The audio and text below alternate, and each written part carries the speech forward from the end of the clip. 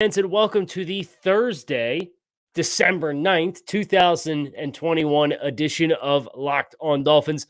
Bye-week vibes here for week 14, but that's okay because we just got done grinding the tape of week 13 and the 20-9 victory for the Miami Dolphins over the New York Giants. Film observations, we got them. We're going to work our way through them. Let's dig into it. Buckle in. Here comes another episode coming at you. Locked on Dolphins.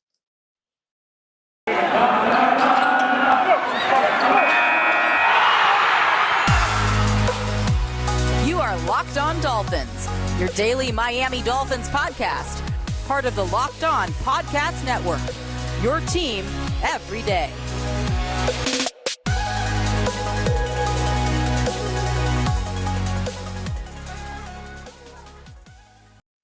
What's going on, Dolphins fans? This is your host, Kyle Krabs, here on Locked on Dolphins. Welcome to another episode, and I want to thank you guys for making Locked on Dolphins your first Miami Dolphins listen of the day.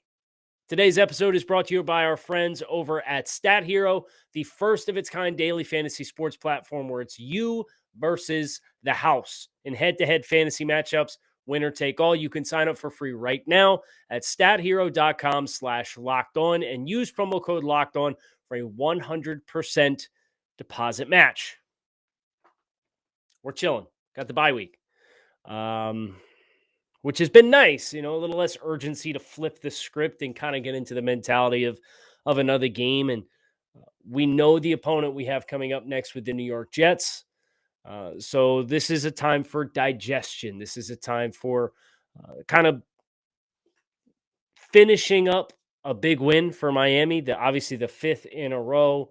And it's been cool seeing some of the national outlets like Good Morning Football kind of talk the storylines of who have the Dolphins beaten. And if anybody wants to turn their nose up to that, and if you do, that's fine. Like, I'm not really, I'm going to take any win I can get any week, regardless of who's playing, who's on the schedule. Wins feel good. And when you stack them together, they feel really good. And Miami has been able to stack 5 in a row. And what we want to do today on the show is talk about what I saw on film from the Dolphins in this matchup. Went through the All-22, went on WQAM with Joe Rose on Wednesday morning, and Zach Cranston talked a little bit about what some of those observations were. I want to bring all of them to you, and I want to start with something that's maybe not the most sexy thing to talk about. We're going to talk a little special teams, because I do think Miami's teams group is playing pretty good football. Obviously, once a week you get a clip of Christian Wilkins on the punt team, the punt return team, I should say, railroading somebody on the punt team on the other side of the football. And Christian Wilkins was very close to having a blocked punt against the New York Giants. Very, very close. And obviously, we saw the first big splash special teams play this season 2 weeks ago against the Carolina Panthers with the blocked punt that Justin Coleman recovered and got into the end zone for a touchdown. So the special teams heat has been dialing itself up, but I think it is interesting how Miami has different personnel groupings, even going into the punt return team. And there's times where Mac Hollins, who's your star gunner on the outside, he can be lined up as the man on the line of scrimmage on the punt return team and not be playing gunner. Or Noah Benogany, who I know everybody wants to see as much as they possibly can in hopes of salvaging that selection. I don't think you're going to see anything of flash or substance or hype between now and the end of the year. But at the very least, Noah's dressing, and he's playing pretty well on kick coverage as a gunner. And no, you didn't draft that guy, and you aren't paying that guy to be a gunner on the punt team. I get it. But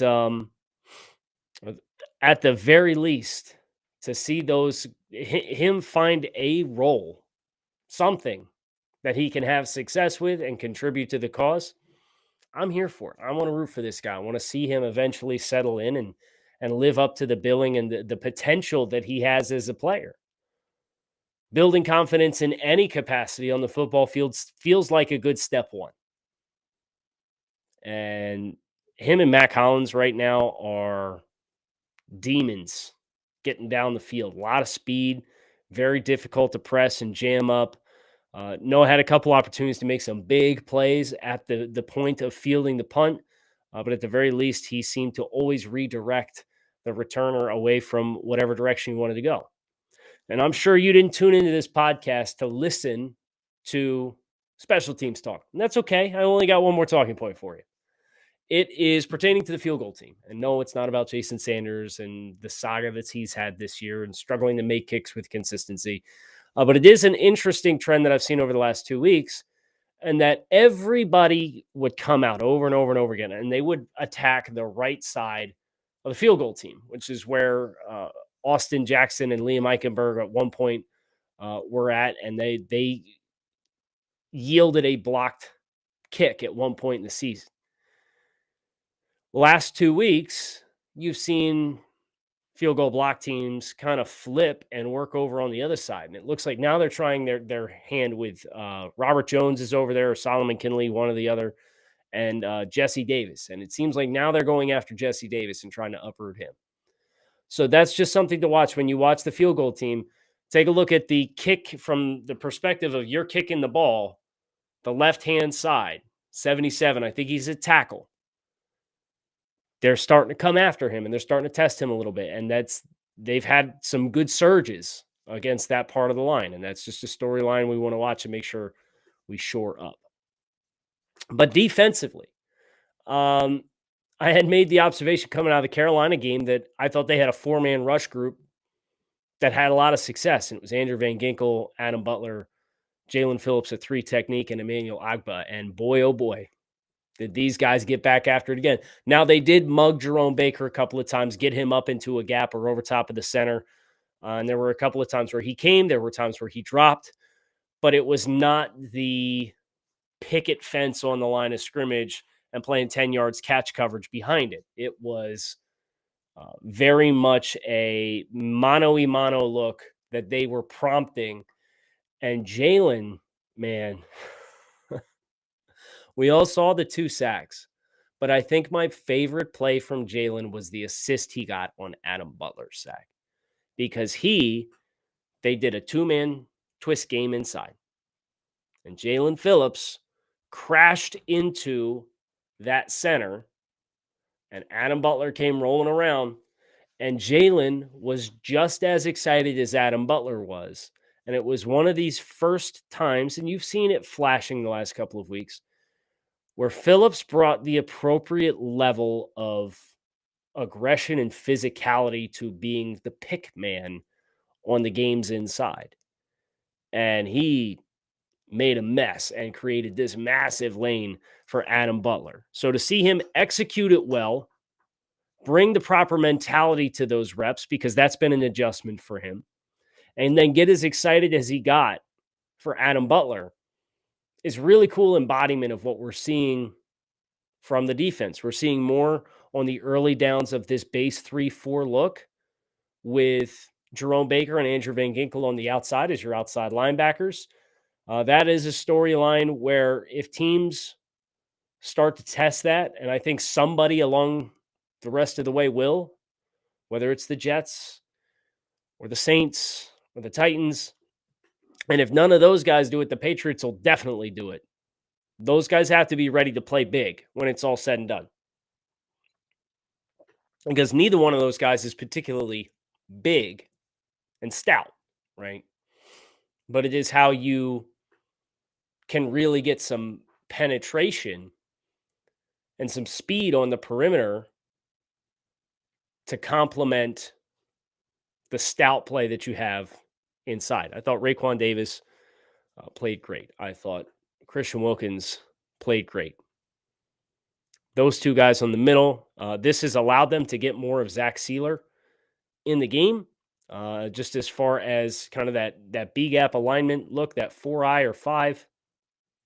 And I've really liked the balance they found with their personnel groupings the last couple of weeks defensively, and the move from Jerome Baker in early downs to end up being effectively a 3-4 outside linebacker is not a development that I had expected, but they first tried it against Baltimore, had great success. Duke Riley's been awesome Duke Riley had one rep against the Giants where he absolutely railroaded a lead blocker and pushed him back and got 2 yards of knockback into the backfield. Duke Riley. He's well known as a guy who can run, but not playing overly physical, playing inspired football. Really inspired football. So I continue to be excited about what this new package for base looks like. I don't think it's going to be a one size fits all. I think at the very least against New England, you're going to need some heavier sets. And then you're going to need whoever those outside linebackers are to be able to play big and understand that the play action passing that's going to be coming down the stretch, you're going to have to be able to walk that tightrope between contributing in the run game and contributing in the pass game. Javon Holland, stud. Xavier Howard, baited the throw for the interception. Javon should have caused another interception, should have had one of his own. E. Landon should have had an interception that was literally right in the breadbasket. A lot of the usual suspects with usual contributions outside of some of the new stuff the past month that we've seen them doing in the early downs. Dolphins have been big winners lately, and as we know from the first half of the season, nobody likes to lose. Nobody plays anything to lose, including daily fantasy sports. Winning feels so much better, but for traditional fantasy sports, they're a long-term losing proposition because you never know who or what you're up against. Stat Hero is the first of its kind daily fantasy sports platform where it's you versus the house in head-to-head fantasy matchups, winner take all. And here's the crazy part. Stat Hero shows you their lineups before you play, and you handpick the team you want to face one-on-one. This never-before-seen innovation of a fantasy sports and sports betting hybrid has Stat Hero players clocking odds that are over 4 times better because you don't have to compete against thousands of experts or unknowns. Stat Hero puts you in control of your own fate. With Stat Hero, you are in control of the stakes. You decide how much you're going to play for, and Stat Hero has no choice but to take it because they're daring you to beat them. Stat Hero head-to-head is what daily fantasy sports should be, one-on-one. You could sign up for free right now at stathero.com/lockedon and use promo code LOCKEDON for a 100% deposit match. That's stathero.com/lockedon, using promo code LOCKEDON for a 100% deposit match. From here, I want to hit the offensive line specifically, and I want to hit Tua specifically, and I want to hit the return of Devante Parker. I think I'd like to start with the line. I don't know off the top of my head how these guys graded out against the Giants from like Pro Football Focus is just an example. I don't know how they graded out in those ideologies, but I walked away from this game and thought that this was collectively, from left to right, the best overall effort we got from the starting 5 all season long. I thought they were pretty solid. I thought the double teams looked really good. I thought the return of Michael Dieter, who was in a walking boot on Wednesday for walkthrough, and please help us if he misses more time, but I am encouraged by the fact that he was in the walkthrough and not just on the sideline. Hopefully it was preventative for whatever's been ailing him. But he played every snap on Sunday against the Giants. Fingers crossed because he looked good. Michael Dieter looked good. The double teams up front, and they're running a lot of, whether it's duo or inside zone or RPOing out of these looks. A lot of these concepts call for double teams on your 2 interior defensive linemen. And they started to get enough push, whether it was Davis and Hunt on one combo and then Dieter and Jackson on the other, or Eichenberg and Jackson and Dieter and Hunt, regardless of what way the defensive formation was set. They got good foot movement or foot drive and movement up front. And it didn't always manifest itself with rushing yardage. It didn't manifest itself with wide open vacant holes. But those double teams are kind of the core of what their running game wants to be because of how they blur the lines with RPOs, because you can't just detach and get up the field, right? You have to move, because if you're engaged at the line of scrimmage and your momentum on a block carries you beyond that 1 yard, you're not committing a foul.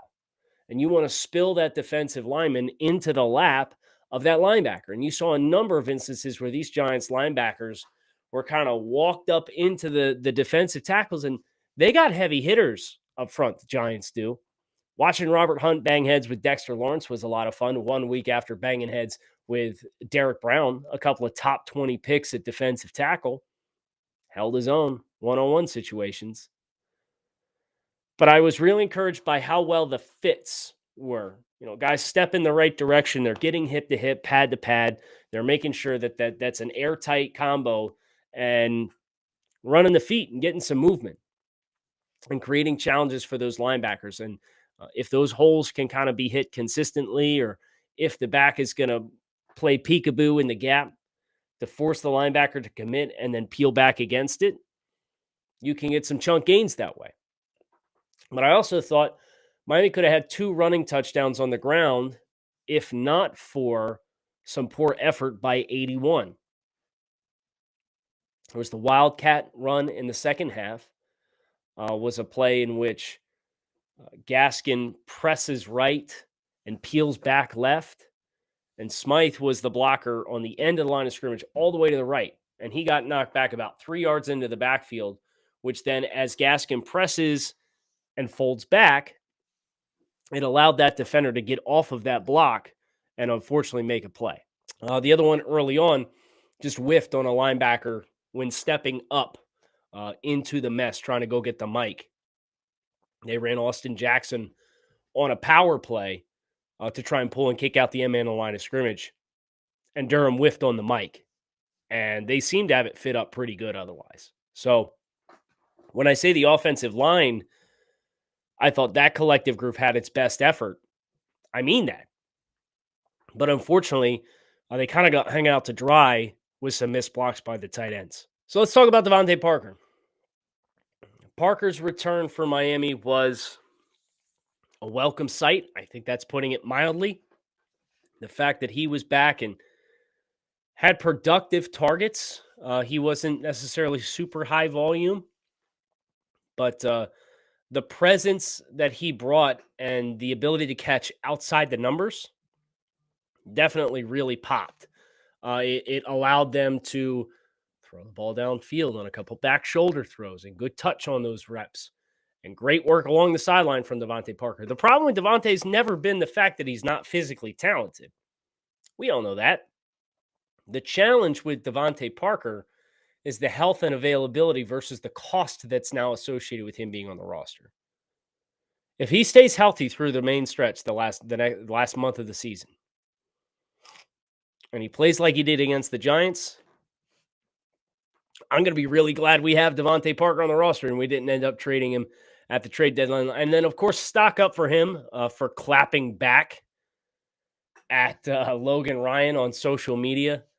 Told him to hold that L, in which I agree wholeheartedly. So, Devante, you have my sincerest apologies for suggesting Miami should consider trading you at the trade deadline if you're going to bring that energy and you're going to bring that performance on a week in and week out basis.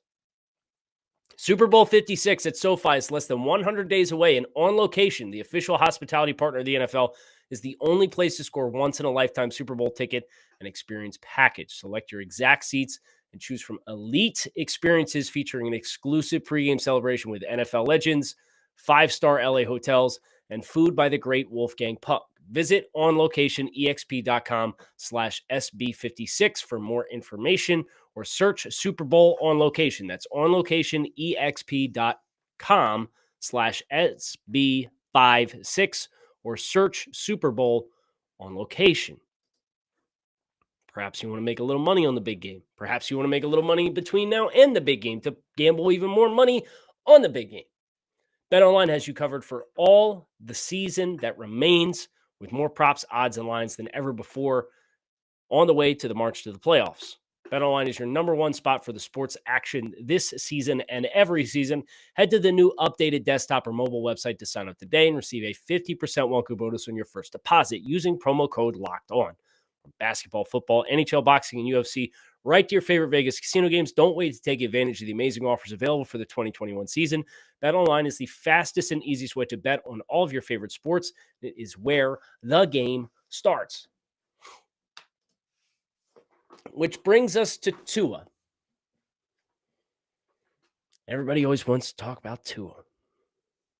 Is Tua the answer? Is Tua going to stay this offseason? Can the Dolphins build around Tua? Should the Dolphins build around Tua? Has Tua done enough to silence the critics? I will say this. I thought Tua made good decisions from start to finish in this football game. And I think them building out the layers of the RPO stuff has really helped him to have answers. I thought there were a couple of plays where he was kind of stuck and didn't have an answer. And he did just enough to let something happen and still make a play. There were only a handful of plays where he was kind of forced into throwing a ball that was an ill-advisable roll or too tight of a window throw. His receivers didn't hang on to a couple of tough catches. But the thing that I noticed in this game that I'm looking for a bounce back for Tua against the Jets was his feet. There were some instances of Tua working a progression, moving to the next progression, and identifying that throwing opportunity, but not resetting his base.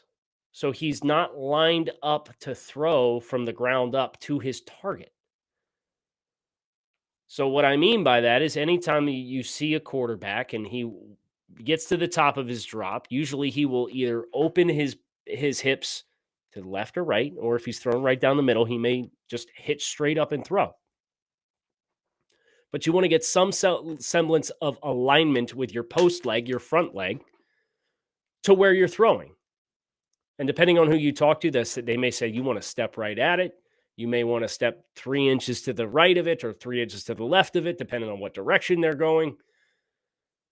But generally speaking, you want your base and your hips to be aligned with wherever you have decided you want to throw the football. So that requires you to reset your feet at the time of throw.